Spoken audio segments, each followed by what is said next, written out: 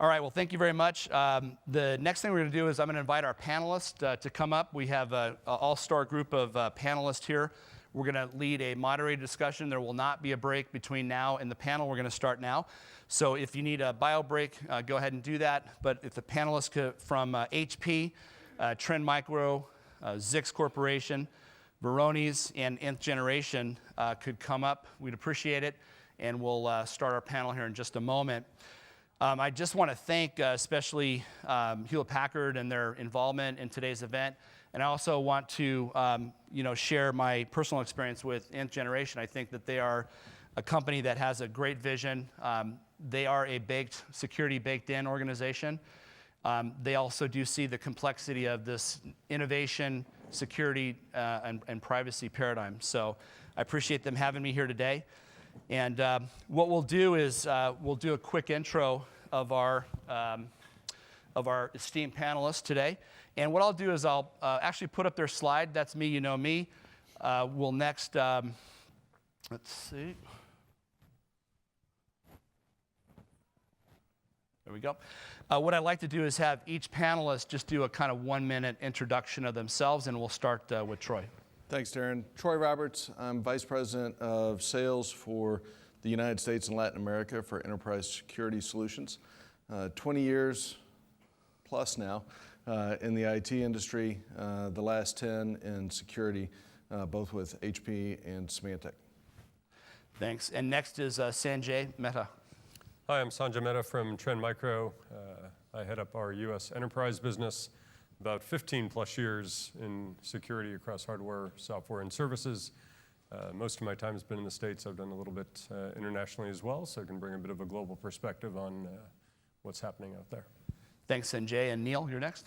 Neil Farquharson from ZixCorp Corporation. I was born in Scotland and graduated from the University of Glasgow back in 1991. I came to the USA in 2002 to study for my second degree when I discovered Southern Bells. I thought that Southern Bells in Texas were a Hollywood invention, a bit like Disney with Mickey Mouse, but I can tell all the folks back in the United Kingdom that they really do exist.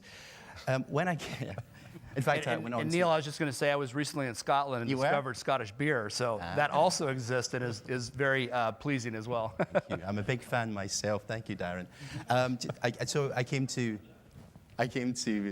Dallas, and I was hired by Alcatel-Lucent, where I worked on a team that were developing new optical transport equipment, and in particular, merging traditional telephony equipment with IP traffic. Later, I moved to a company that made data centers, and more recently, I've been working for Zix, a company that specializes in encrypting email and DLP, and we also have a unique solution that stores or secures data that would otherwise be exposed on mobility devices. Thanks. And Killian? Hi, I'm Killian Englert, technology strategist for Varonis. I started my career about 8 years ago in the pharmaceutical industry doing security engineering. And from there, I decided to move into more of the vendor space when I discovered Varonis. And really wanted to bring the message to the customers and the folks that I had met in the industry and share what I'd learned at Varonis through being a systems engineer. And I've worked my way up within Varonis to become, again, a technology strategist to try and bring it to a wider audience. Thank you. And Jerry Kraft. So I'm Jerry Kraft, Senior Security and Networking Consultant here at Nth Generation. Been with the team for about 3 years, working with customers, helping them identify and mitigate risk. Prior to coming to Nth Generation, I was at a $5 billion financial institution here in Long Beach as their information security officer and first vice president. And I did that for about 12 years, but I was with that company for about 17. So IT and security experience about 12 to 15 years now. Thanks, Jerry. So we'll start out with a few questions. I want to remind folks that are here that we have a microphone placed here and one there, and remember the little training that you got on how to adjust the microphone if you need to. But let me just ask the first question to get the ball rolling, and I'd also like the audience to be thinking of questions. And as soon as you have a question, please approach the mic and I'll recognize you immediately. What are the top 3 vulnerabilities that organizations, public and private, should be protected against in today's environment? And let's do round robin, meaning if you have an answer that you'd like to provide, great. We don't necessarily have to go down the line. But we will start with Troy. Okay. I think of this a little differently, Darren. I think about not necessarily specific vulnerabilities, but what are the types of behavior and that we need to be identifying and correcting, and where can we better spend our money so that we don't put vulnerabilities on ourselves unnecessarily. A couple in particular are being able to identify insiders who look like they're behaving normally, but really are not, and being able to compare those using analytics, their behavior using analytics, to maybe their peer set or the organization as a whole to find anomalous behavior that actually matters. That's number one. Number two is accepting the fact that we today are spending 85% of our money trying to defend the perimeter, and it doesn't work, right? Cost of breach is going up. The amount of money we're spending on security is going up. We can't continue to do that indefinitely. And our boards won't let us continue to do that indefinitely. So figuring out what we do once we know someone is inside, and how do we protect the crown jewels of the organization once they're in. So I think of it less as individual vulnerabilities and more about how do we identify the behavior that's going to cause the problem, and then how do we protect the assets knowing that we can't keep everybody from the outside getting in. Yeah, I think so that behavioral analytics becomes critical to that. Is there someone else that wants to comment on that? I'll jump in. So about a year ago, our CEO of Trend met with the person who's heading up the Japanese Olympics for 2020. And the head looked at our CEO and said, "You've been in the industry 26 years, you founded the company. What do we need to worry about?" And she looked him right back dead in the eye and she said, "I have no idea."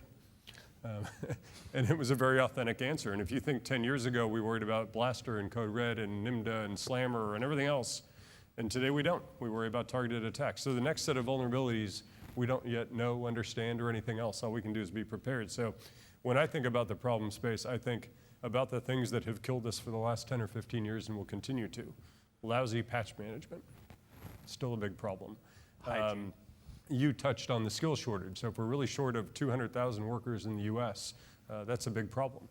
I think we have a much too myopic view of the problem. So we typically look at what can we do to secure critical infrastructure in the US. You touched on the fact that it's not the critical infrastructure, it's the weak links along the way. Sometimes those weak links are outside of our country as well. So I think we need to broaden our perspective on the one hand, and then just get a lot better at hygiene. My macroeconomics professor said that the right answer was always "it depends," and I like that you've sort of modernized that to "I don't know." Anybody else on this one? I'd just like to chime in. I mean, I really would like to echo what Troy said in the beginning, in a way to look at it. And I feel that one of our biggest vulnerabilities is really, our users. And I don't want to badmouth them because they really drive our business, but a lot of it comes down to education, maybe. Don't click on the suspicious link, or some of the technology we are allowing them to bring into corporations. Again, if you see the recent Android vulnerabilities, you get a compromised device, the user doesn't think about it, plug it into the corporate network, and then somebody's already inside. So it's really, again, looking inwards as opposed to outwards for security, I think is going to be critical. I agree with you, Darren, when you talk about the 85% hygiene factors. I mean, one of our great worries is insiders, social engineering and such like, but I was hoping I could talk about just a couple of my own pet favorites or unfavorites that might not have been considered by our audience before. I wondered, are there any bellheads here to differentiate from netheads? Bellheads would be familiar with the terms like SONET and SDH, synchronous digital highway, so layers 1 and 2, whereas netheads would be layers 3 and upwards. Right. I wanted to talk about fiber tapping. Fiber tapping may be something that you haven't considered before, because let's face it, when someone breaks it, I think Dan earlier on said that typically 240 days on average before the bad guys are detected. Well, I mean, this is possible when people are breaking in via Wi-Fi or breaking in via copper, but think about fiber. The old bellheads will know that if you start to bend a fiber, think back to high school physics, as you slowly bend that fiber, there reaches a point where some of the signal is refracted out, and that signal can be detected. And at the other end, unless you've got a very fine power meter, you're not going to detect that anything's happened. So it means that the bad guys can actually listen in on your traffic indefinitely, and there never will be a log because there never is a footprint. And this is something I think we need to worry about a great deal. The second thing I wanted to mention was, think about credentials when they're getting grabbed from mobility devices. There's the Verizon DBIR report, the Data Breach Investigations report from Verizon. They gave two figures. I think it was 0.68% of all mobility devices right now are compromised. Only 0.03%, are compromised very, very badly, and therefore it's not seen as a threat. Yet somewhere else on the study, they talked about quite a large number of credentials being stolen from mobility devices. So you have to think to yourself, how can that be possible? And the answer is, it's by stealing mobility devices. Now, the vast majority of mobility devices are stolen by opportunist thieves. And what's the first thing they're going to do is they're going to take it home and they're going to wipe all the memory. So what's the point in us having a remote wipe if the bad guys do it for us? Yeah, so we have to be considering that tiny, and I'll finish now, just that tiny number of data brokers, information espionage people that are capable of getting into your mobility devices once they're lost or stolen. So we need to think about how we're going to protect that information when it's in the permanent memory of a smart device that's lost. Thanks, Darren. Thanks. So the Verizon security report does suggest that the average breach time currently is about 262 days. The longest breach time is over 3,000 days. So you're talking about a company that's been owned for nearly a decade, right? And by the way, yeah, I'm sorry, I was just looping around, but we can come back to Jerry as well. Go ahead, Jerry. Well, thanks, Dan. He was going to be first on the next question. I figured that's where I was going to go. I'll take the second question just fine. I think that these guys did a great job on the first question. With the second question, what has been one of the most shocking vulnerabilities I've seen in my security career, and how did any specific technology help to resolve it? Well, technology didn't on this particular one. The most important security vulnerability I see is not having an incident response plan, not having a plan of action when you are breached. And let's say that again, when you are breached. We should all realize that we're going to get breached, and what are we going to do after the fact?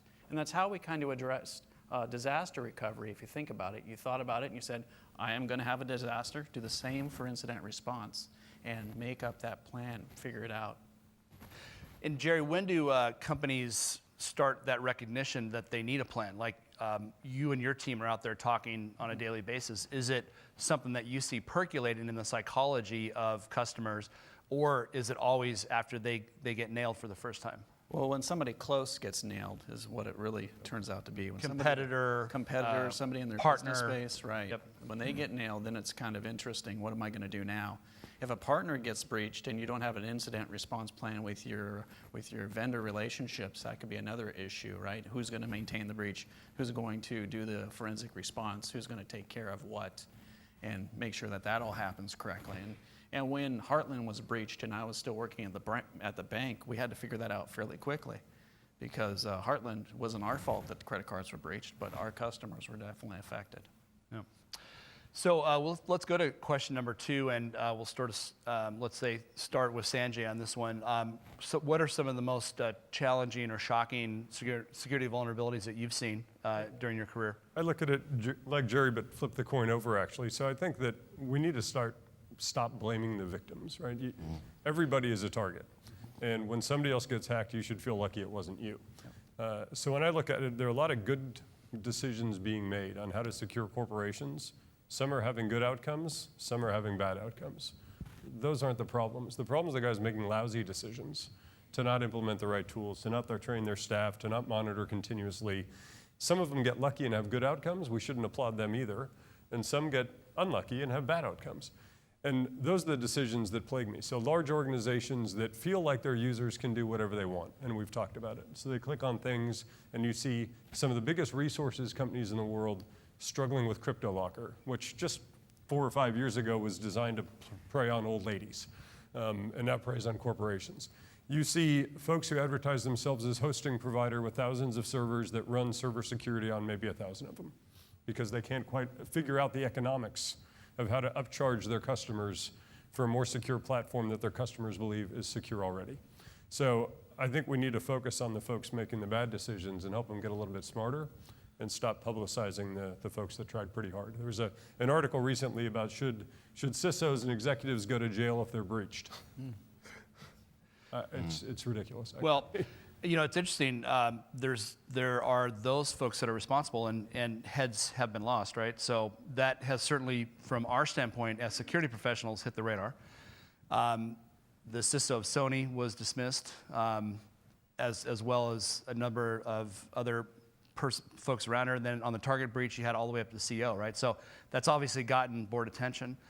So let's explore that a little bit more. What do you think CISOs are sitting there thinking about now as they see themselves, one as saviors and another as targets? How should CISOs be balancing out that, that tension? Yeah, it's tough, right? I mean, and it's interesting. You point to some pretty major breaches. I wonder how many applications they got to take the job after that, right? So you're digging out of a pretty big hole. So I think it's a bit of a reboot in how we address it, and a lot of the folks have talked about the problem space. But even as a technology vendor for 15 years, that's one small piece of the problem. And we were talking backstage, and operations is a huge piece of the problem today. So folks are buying stuff whether they implement it or not. They don't have operational staffs. They don't have expertise. They don't understand advanced malware. So I think we just need to broaden the perspective of the solution space, and CISOs need to drive that at a leadership level and not act like they have been in the past. Well, I also think they've got to be able to articulate to the board effectively that compliance and security are not one and the same. Right. And a lot of the big name breaches that we've seen, right, they were PCI compliant. Yeah. PCI compliant did not protect them. We had a customer of ours that they implemented the technology that they've bought from us now, yes, they would have still been breached. Yes, the numbers would have still left there, the credit card numbers would have still left their environment, but it would have been useless to the bad guys that took them. So they were compliant, they were still breached, they still lost customer data. So how do we get them to change that stance with the board that audit and compliance is not the answer, it's just part of the answer? Yeah, it's great comment. Who else has a comment on that? No, it's a great point of view, because you have to have that board buy-in, and if you don't have the board buy-in as a CISO, then you're not going to be effective in your role. Anybody else on that one? Yeah, just to that point, I see a lot of organizations that focus on the compliance. They want to say, yes, I'm compliant, and check that box in a sense. And that's only for really known assets. They know that, we have some type of data in a particular location, and they'll really focus on that. But it's really the tip of the iceberg in terms of the data that they really have out there and they need to protect. And they don't have, good eyes on the rest of the data that's sitting out there, and a way to sort of track and figure out, where it is, who's accessing it, and who should or shouldn't have access, really. I think in the past, when CISOs or their equivalent reported to the CIO, there was always a conflict about where the money was going to be spent. It was very easy to justify the return on investment on IT projects. It wasn't very easy to justify on the basis of something that might happen. So I'm glad to see that so many companies are separating the two functions and actually having the CISO report at board level. Yeah, I'm a believer that related to that, you'll see the legal process start to have a much bigger factor here, right? Because if you're moving out of the check the box compliant state of things to real security, it's going to be the product failures of security that are actually going to be the things that are going to be held accountable, right? So companies have to start thinking, I'm on the witness stand, I'm being asked what I did to make the product secure, and historically it's been check, check, check, check. That's going to get harder when companies actually start having a fiscal responsibility, AKA a Pinto blows up for their security-based product. Any thoughts or comments on that? Yeah, I like how you put it. It's pointed. I mean, basically, and you have to have that kind of idea and thought process in place. You really do. I'd add maybe two elements. One is that we all know security is a defense in depth strategy. So figuring out what control failed will not be trivial, and what controls were in place but improperly configured. So I think there's a depth to that problem space. The other is jurisdiction, which from a legal perspective, in the physical world, it's really simple. Mm-hmm. And in the cyber world, it's very complicated. So until we get governments cooperating, organizations cooperating across international boundaries, we've got a long way to go. Yeah, I mean, I think it's one of the biggest challenges, right, is how can we prosecute these cases? You know, you look at every local jurisdiction in law enforcement, they're all completely underwater in these kind of cases because that's who people call first, right? Whether it's a business. So it's either going to be the local police or the FBI, right? And they're underwater prosecuting 0.001 of the cases. And the jurisdiction issue is a huge part of that. Let's go old school on question number 3. We'll start at the other end and work our way down. So in your opinion, what should the level of involvement by government and be to protect U.S. businesses? What is their obligation in that? And that tension between the public sector and the private sector, and looking at, you've got on the one hand the Department of Commerce, who wants to bolster productivity. You have the FTC, who wants to be the watchdog of privacy. How does the government balance that themselves?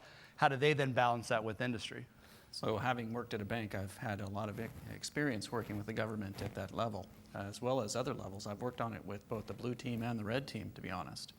From a blue team perspective, you know, I've had the FBI and the Secret Service come to me and say, hey, we see you're having issues with something, can we help?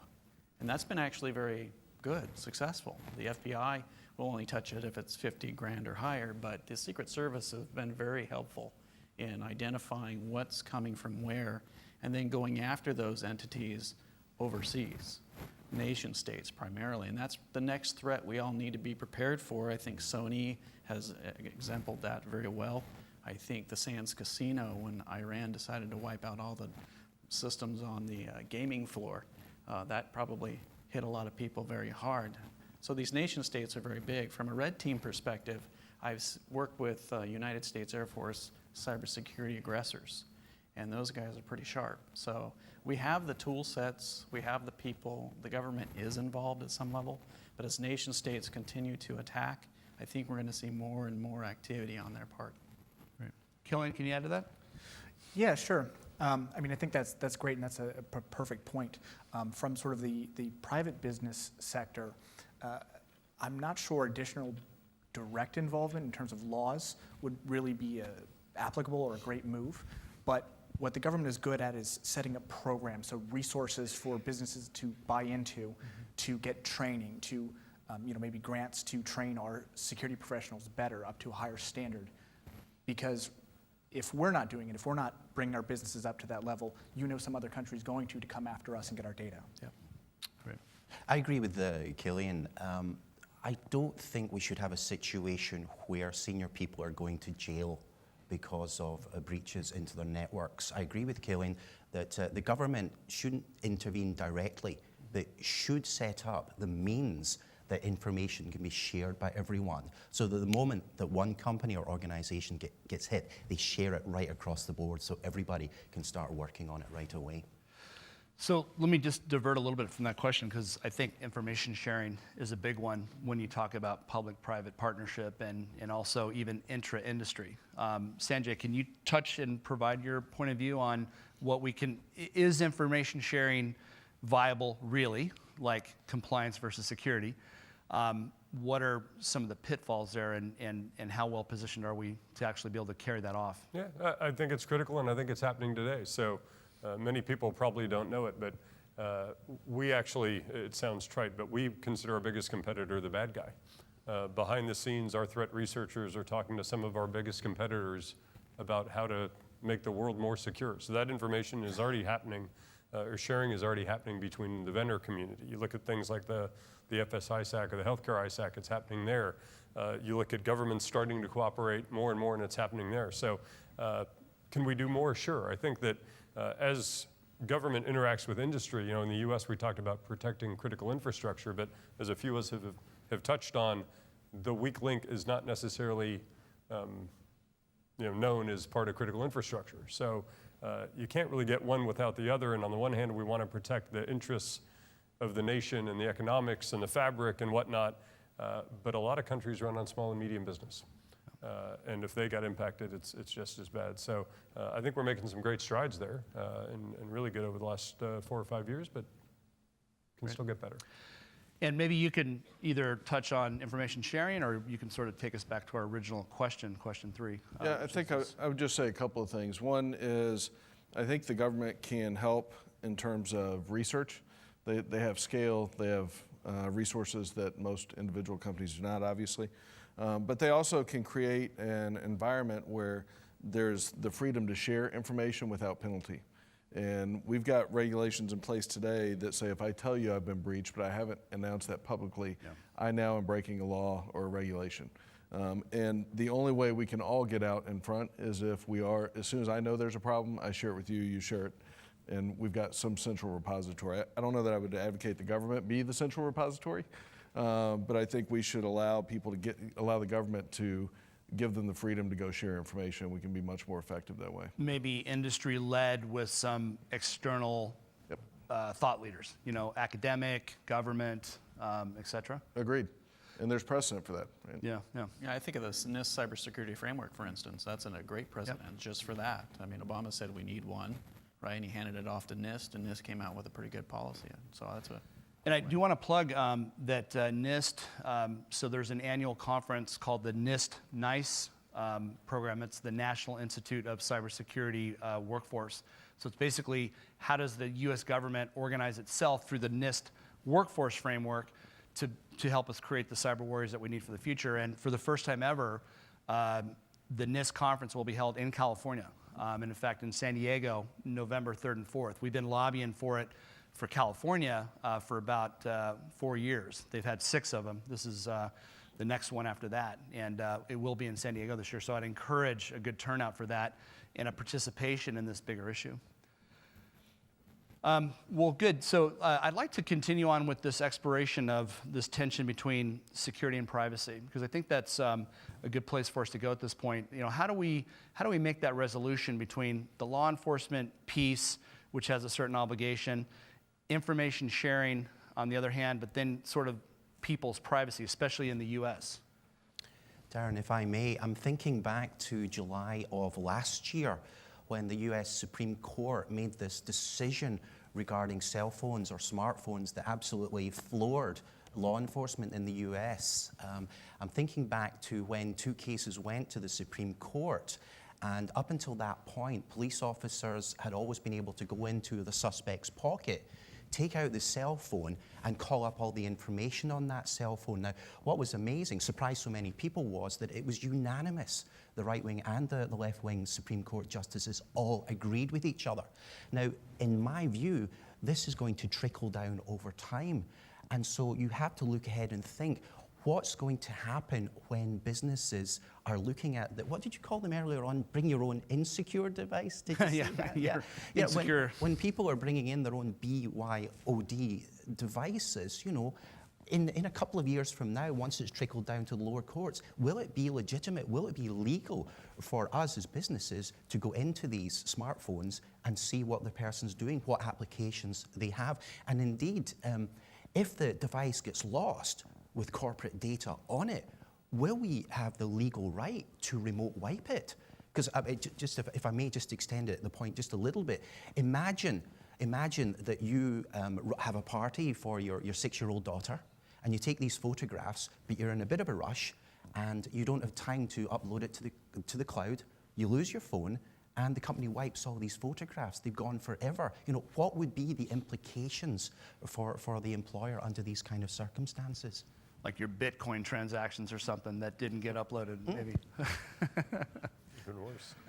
Good. Do we have any audience questions? I want to make sure that we participate. Sir? Yeah, so I think over the course of this discussion and Darren, your presentation, I think touched on all areas of this, but specifically, so in the last few weeks, I believe it was done by some academics, but they demonstrated remote vulnerability in Chrysler automobiles over the air. And since then, the automotive industry has been going to the government and saying that, hey, these white hat attacks need to be limited, and they're trying to use DMCA as a way to make these white hat activities illegal in some way. So how do you guys feel about industry groups that seem to be kind of myopic to these sort of threats, IoT threats and things, where they feel that the information sharing that you guys just touched on just a couple minutes ago, and those kind of things are bad when clearly that, I think, the folks, at least in this room and on the stage, probably think that that's not the case, and then we need to kind of go the other direction. Yeah, Anyone want to tackle that? I think there's probably some unintended consequences there of that effort. We need to go out and try and find all the vulnerabilities, and we would rather have our good guys doing that than the bad guys, and we'd rather have them sharing the information rather than not. That's why I think it's such a complex question about, what is the government's role? And then to Sanjay's point earlier, what the U.S. government says is one thing, but that doesn't govern or even ensure communication and consistency internationally by a long shot. So I don't think there's a simple answer to the question.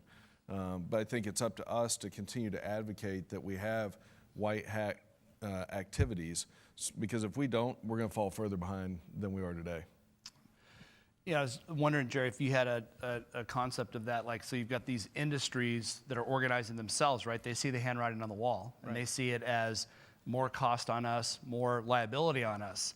How do we support them? And on the one hand, we're talking about no one should be called a perpetrator, but a victim, right? Those are some complex issues to trade off against one another. Well, with this white hat situation, I don't think they're on the board today. So Jeremy Jackson and I have worked on a couple manufacturer products that we've been able to get into and submitted CVEs on simply because their product was insecure. And they would have never looked for that. They would have never found it. They would have never taken ownership of it until it was brought to their attention. And having white hat hackers do it ahead of time does prevent the risk. Yeah, I'd like to know what the panelists think about companies becoming more open and engaged. I see more engagement. We've had these IoT security discussions and privacy discussions across the country, and industry is starting to show up to engage in the dialogue. The challenge is this mindset that we've never done it before. We've never had to build security in. We don't think that, somebody that made a refrigerator is thinking about security because they've never connected up to the internet. Now it changes their whole workflow, and especially sensitivity in healthcare industry, insulin pumps and so forth, all of which have been hacked, pacemakers.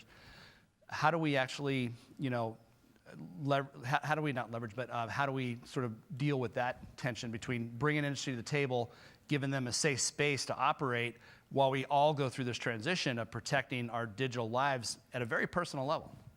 That safe space you talk about, there's a term we all know in industry, and Jerry touched on it, which is responsible disclosure. Yeah. And I think that a safe space is created if there's responsible disclosure. And a white hat hacker hacking into a car, the car crashes, and the whole world knows about it instantly, doesn't really help progress.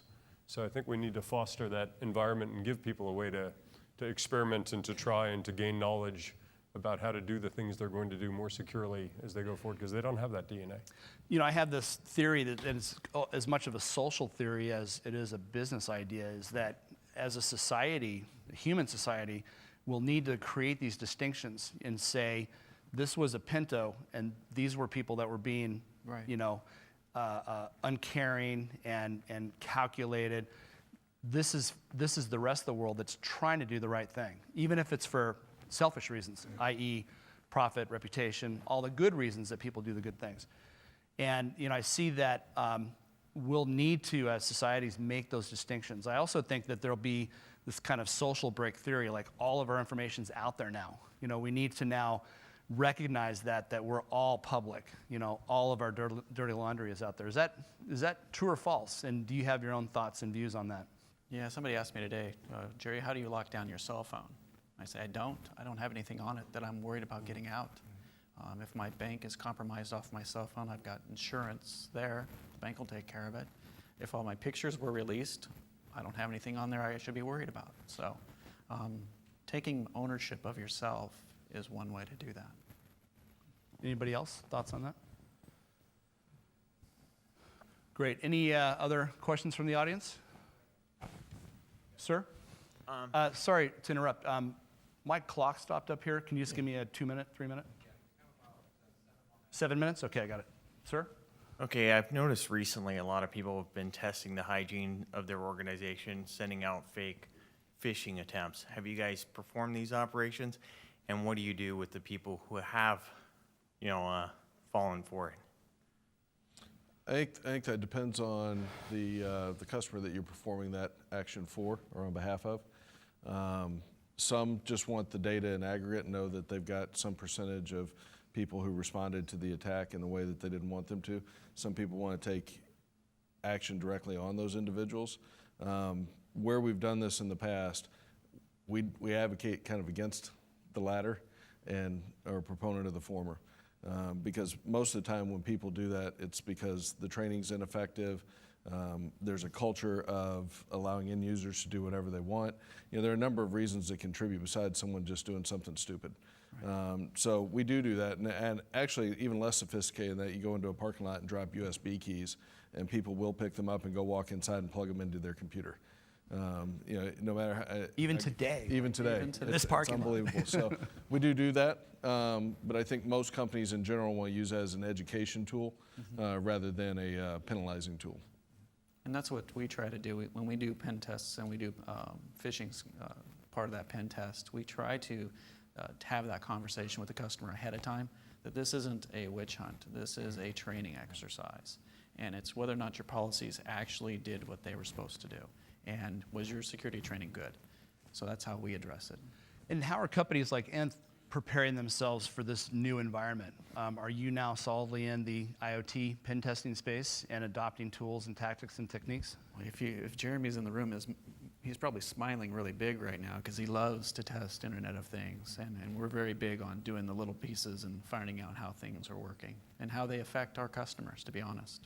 That's the real goal. Yeah, I would say too, HP is as well. We've got a bunch of folks, actually, I'm from Austin, Texas, and that's where our Zero Day Initiative is. And they were back there, they were playing with the computers inside of cars not that long ago, and they're doing that all the time. Awesome. We have 4 or 5 minutes, and you have to understand, we're all security people, so we're always bringing bad news and basically a dour message and the world's ending. Which has nothing to do with the character of the folks here, just the realities that we face. Like law enforcement, we're constantly finding people on their worst day. Yeah. But what I'd like to do is use the last 4 minutes or so and go down the row. And maybe you can share some positive things that you see in the industry, some positive ways, or maybe recommendations that you have for companies here and our partners here to make things a little bit better. And we'll start at the end here and work our way down. Yeah, I'll tell you, there's been a market change over the last, call it 3 to 5 years, of our customers really coming to the table in kind of a transparent way, recognizing that they don't have all the skill or expertise that they need, they don't have all the answers, and they don't expect that we do either. And I don't think anyone at this table would say that our one organization has all the answers either. But the level of transparency, the level of trust, the level of cooperation and collaboration to try and find the right solution, and it's different for each organization. But that has been the biggest change I've seen over the last several years. I mean, there's no longer this cloak and dagger when it comes to what's the right answer. It's a great point, and we see exactly the same thing. And I really think that companies are getting smart and saying we don't know everything, and it opens up a dialogue in a new space. Sanjay? Yeah, I'd look at cloud, which is the buzzword of 5 years ago, which I think now is becoming more and more accepted even by large organizations. And the change I've noticed is when I'm talking to customers that security is now becoming a fabric of the business conversation. And the IT staffs and the security staff's knowledge of the business and where it's trying to go, I think has escalated as well, which is hugely encouraging. And I think that organizations are, to your point, are now being more transparent about the reality of what they live in and also more forward thinking in what technologies like cloud can bring. And they're rationalizing the fact that maybe it can be actually more secure than their own environment based on skill set and patching routines and vendor selections and everything else. So I actually think something that was looked on as a dark, scary cloud just a few years ago, and people were worried about privacy and the Patriot Act and all these other things, I think are really starting to settle down, and that collaboration is kind of bringing shadow IT back into the fold of how to move a business forward. So very encouraged. I just tack onto that and say, I've had the saying for many years that when it comes to the federal government, the Calvary is not coming. The analogy being, government is good about saying we need public-private partnership, but it's a shared responsibility, which I've interpreted over the years to mean you're on your own, which means the Calvary ain't coming. I actually think the Calvary may be coming, and I think it is born somewhere in this collaboration of forces between industry partners and the companies that are being affected. Because, you know, the number one reason that we see failure in an incident response is that the internal guys break after 2 weeks, 2 months, being worn down by an external adversary and calling the wife for the 15th day in a row and saying, I got to be here another night. That's where the cracks emerge. And that's where industry and industry partners and trusted folks can come in and be the Calvary. Yep. And I do think that's a little bit of a paradigm change. Darren, I'll be brief. I'm very happy to see that the blame culture for the employees has gone away with professional CISOs now in the picture. In the past, we tended to look at our employees and say, oh, they made that mistake, they were stupid, we need to train them. But the fact is that since 2007, productivity has been going up and up and up, but we haven't been going back up to the 2007 staffing levels. So people are very, very busy. They don't have the bandwidth, they don't have the spare time. They were hired with specific objectives, and their job security and their bonus is based on these objectives, and they're not IT or security experts. So I'm very, very happy to come back to the last question that was asked by that gentleman there. You know, we have seen these kinds of testing your own employees. We're seeing them getting better, and I think that's a far more effective way of educating them. Awesome. Thank you, Killian. Really, I think shows like this are really indicative of what's great about the industry over the last couple of years is they've flourished, and really it's more of the collaboration and information sharing. I mean, I learn as much from my customers when I come to these type of events, just from them saying, hey, I've seen this, or can you help me with this? And that gets me thinking about what are they seeing and what's out there, and you know, where do we need to go next? We have 14 seconds left, so I'll be brief. We'll take an extra minute. Thank you. So for me, I have a lot of joy in walking to customers' buildings, shaking their hand, saying hello to them, and then watching the lights turn on because they needed a consultant to help them. That's why I do what I do, is to really help and teach and to be part of that team. So you know, that's why we started the vCISO project, where we're actually acting as an additional CISO for them and helping them collaborate. That's why we have events like this, is to help collaborate and build that message and work with them. You know, think about it from a Western philosophical point of view. Collaboration may be the thing that saves us, right? We have a very aggressive adversary, and they're taking on a certain set of tactics and techniques, and we'll see if collaboration actually can overcome that. And you know what? I believe that it can. So with that, please join myself and thank our panelists for being here. Great job.